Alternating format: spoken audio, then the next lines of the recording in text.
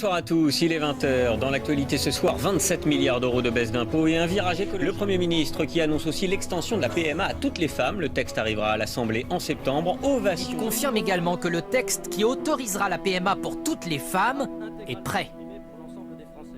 Le projet de loi sera adopté en Conseil des ministres. Bonjour à tous.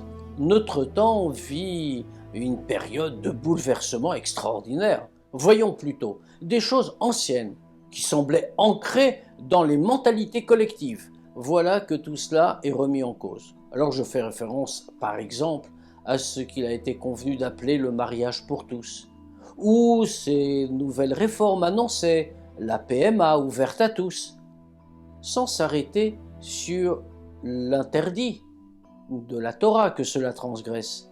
Réfléchissons de manière un peu plus lointaine, un peu plus distante. Qu'est-ce que cela signifie ? Notre civilisation a été construite sur des normes sociétales. Elles ont créé un type de monde, porteur d'une vision. En l'occurrence, un monde harmonieux, un monde doté d'une capacité de sérénité, même s'il ne l'a pas toujours mise en œuvre, avec une définition de la famille, avec une définition du couple, avec une définition de la procréation et du souhait d'enfant. Cela créait donc un tout cohérent. Alors bien sûr, ce n'était pas toujours appliqué avec la rigueur que l'on pouvait espérer, et au contraire, on sait bien que l'hypocrisie sociale a toujours eu sa place. Mais malgré tout, au-delà de cette hypocrisie concrète, il y avait un cadre de référence. On savait ce qu'était une famille, on savait ce qu'était un couple, même si on ne le respectait pas toujours. Et cela créait une forme réelle de civilisation. Le législateur, prenant conscience d'une certaine évolution des mœurs, annonce « Je vais modifier cela par la loi, je vais permettre des choses que le passé, que la tradition, que la norme avait jusqu'ici interdites. » Les choses sont graves.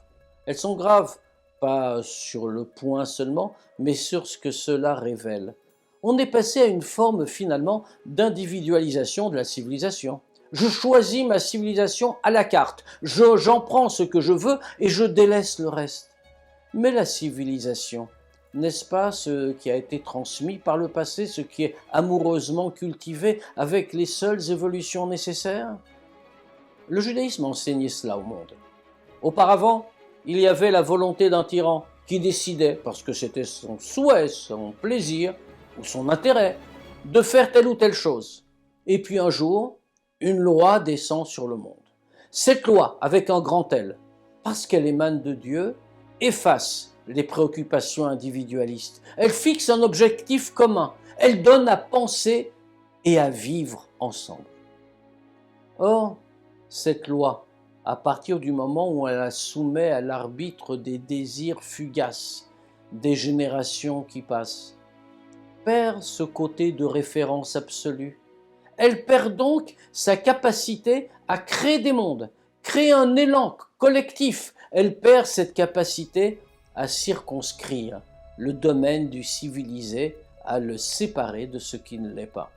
Eh oui, voilà le danger. Une civilisation, finalement, existe d'abord et aussi parce que des choses sont interdites. L'interdit n'est pas contraignant malgré les apparences. Il est libérateur parce qu'il détermine le champ du possible et le champ du souhaitable. Alors au moment où tous ces bouleversements sont en cours, on ne peut que mettre en garde. Révolution, oui, c'est souvent positif, mais pas au prix d'une régression. La régression, dans ce cas-là, ne serait pas individuelle, elle serait dans la pensée, elle serait dans l'opinion, dans l'humeur collective. Et si l'on commence dans ce chemin-là, nul ne sait jusqu'où il ira. Gardons-nous du changement à tout prix, sachons le réfléchir pour l'avenir. Au revoir à tous.